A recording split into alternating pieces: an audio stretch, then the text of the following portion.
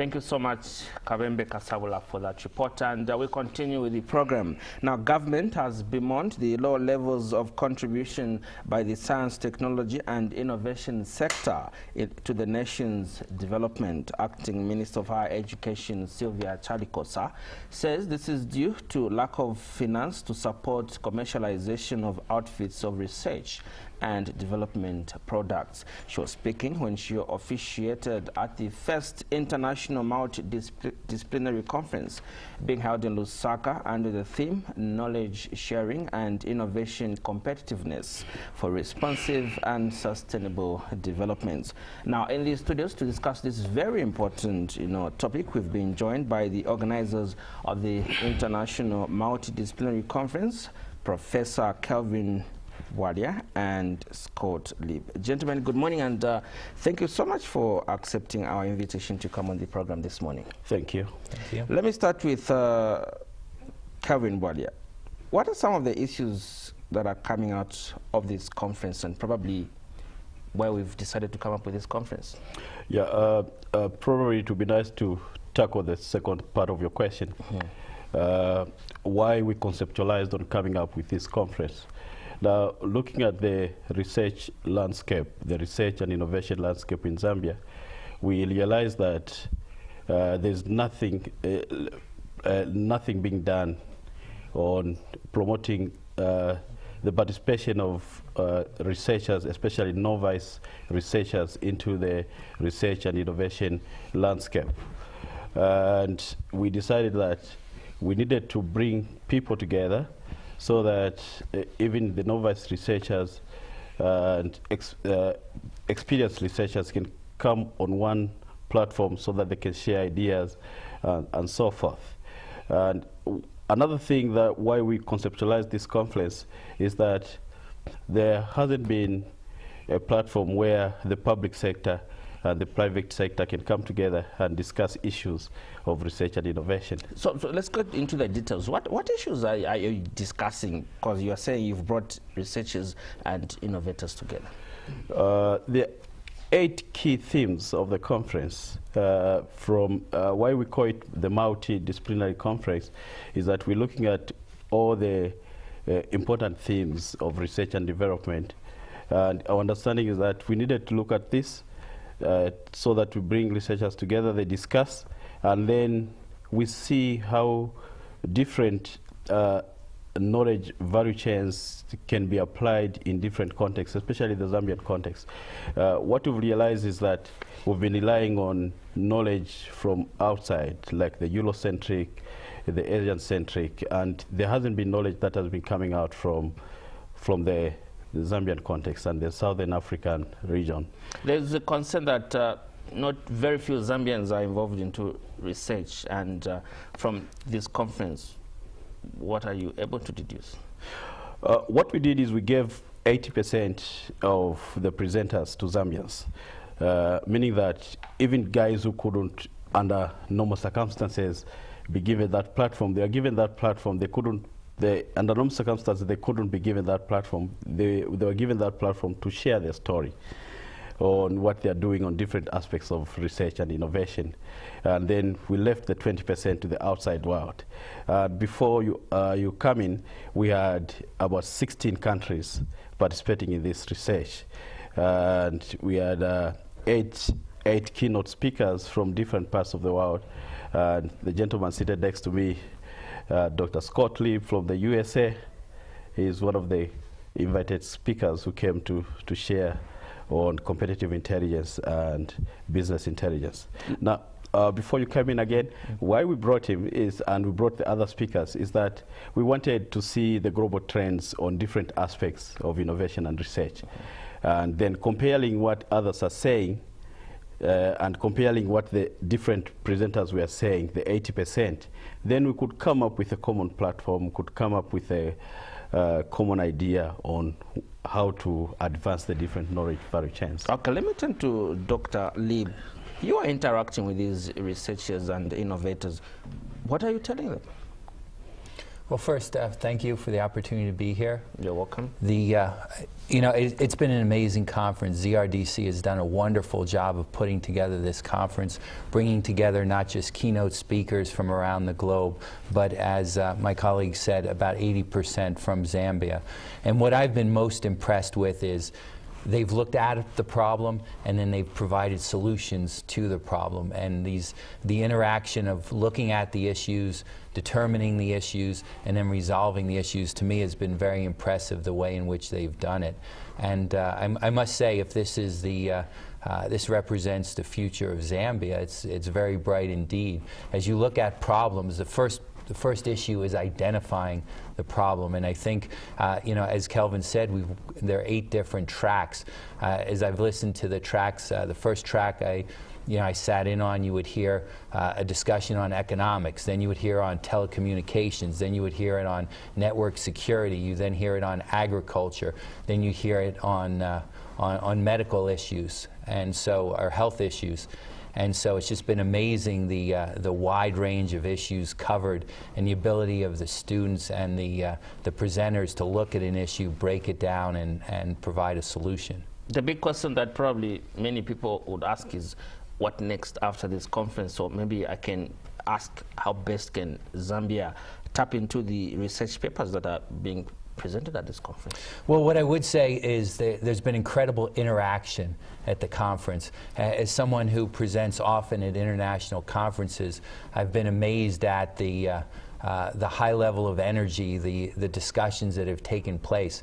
And it's all about creating the relationships at these conferences. And we've interacted, the international speakers have interacted with the Zambian presenters. The Zambian presenters have interacted with each other. And so creating these relationships are what's going to really drive the research in the future. And I think that the key will be that momentum going forward. But what I do think is the relationships that have been established and this momentum will continue, and that does bode well for future research. Okay, let me also ask you this question. There's concern that there's low levels of contribution, to science and innovation, especially by institutions of higher, learning institutions, universities.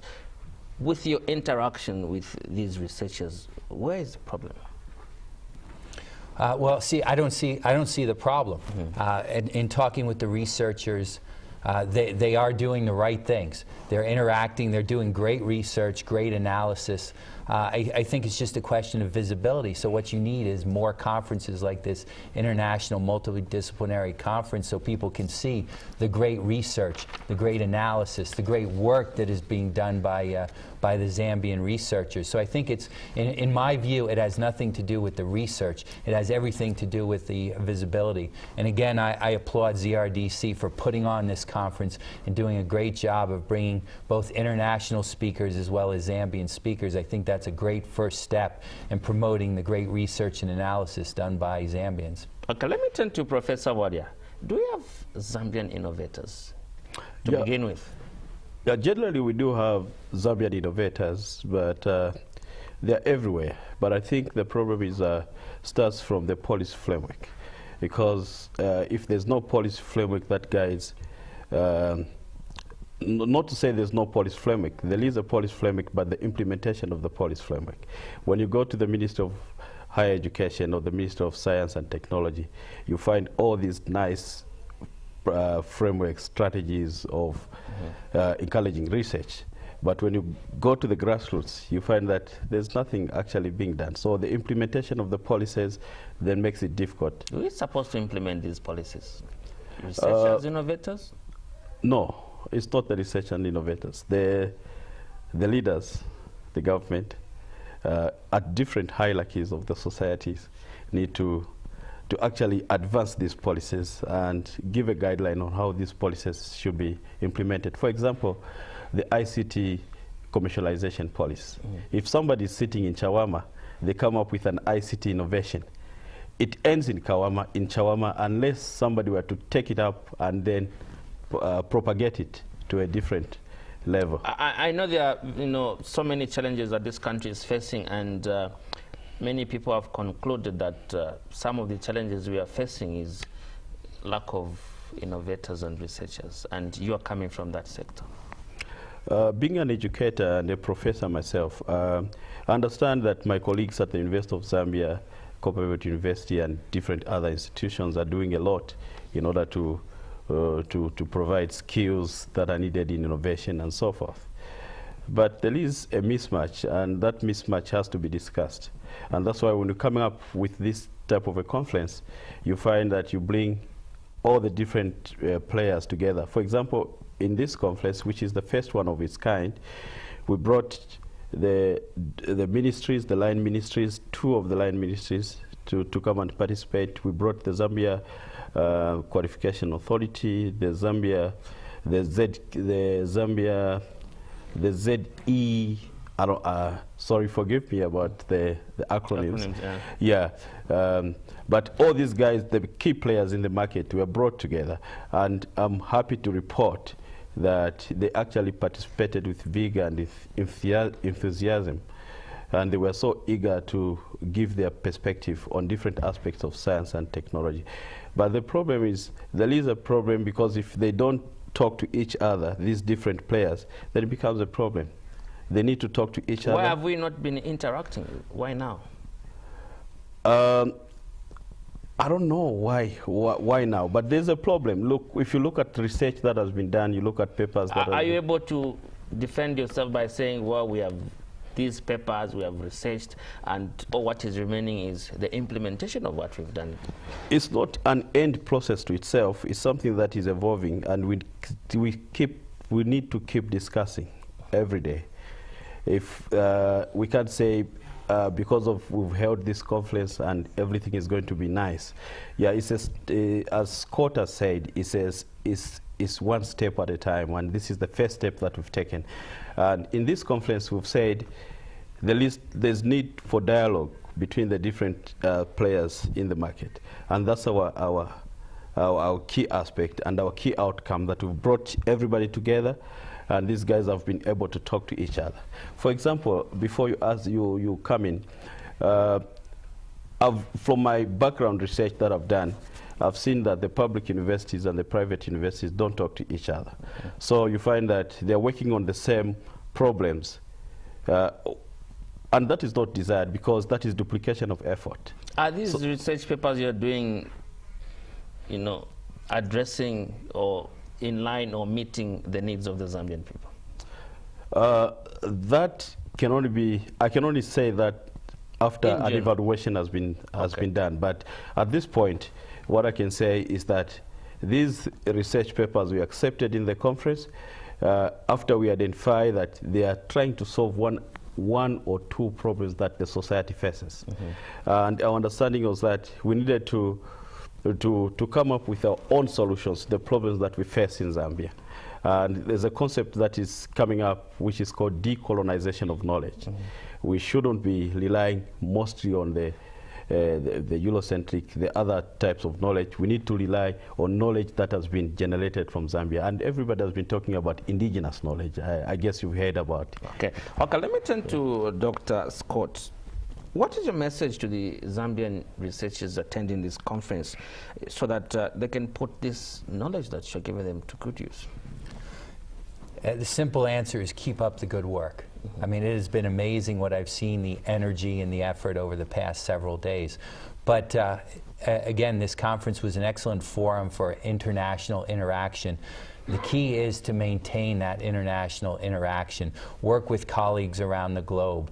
As I have traveled around the globe and lectured, there's a commoncy of problems. And as you begin to interact with others, you begin to see this, the common issues, and you begin to have those discussions. And it's only when you collectively start solving the problems that you can really leverage other people's knowledge and solve them. So my message to the Zambian researchers is please continue the good work, get your message out there, and interact with your colleagues around the globe. With your interaction and what you've seen, how long do you think it would take for probably an ordinary Zambian person to benefit from the knowledge of these guys? I think it's starting. It starts to flow immediately, and it'll continue to snowball and get better and better over time. So I think the benefits can be seen now, and as the Zambians the researchers continue to work and continue to interact with these other researchers around the globe, it'll improve, and you'll get better and better results. But I think you can begin to see it almost immediately. Okay, how long is this conference? It's a 3-day conference. Comes to an end when? It does come to an end today. Okay. And I would like to say, first I'd like to thank the Zambian people. I've traveled throughout the continent, but this is my first trip to Zambia. They've been extremely helpful, great to work with, knowledgeable, friendly, and I can't wait for my next trip. I'm sure Professor Bwalya has managed to take you around Lusaka so that you can appreciate Lusaka. We've been hard at work at the conference, but I do have a free day tomorrow, and I'm looking forward to getting the best of Lusaka. Okay, no, thank you so much, gentlemen, for coming through, and we'll continue following up the works that you are doing, and we'll definitely attend the closure of the conference so that we can just appreciate and understand some of the works that you are doing. Thank you. Thank you so much for coming, and all the best. You're still watching Morning Live, and we continue with the program. The Lusaka City Council says it has intensified inspections on sanitation facilities in markets and bars.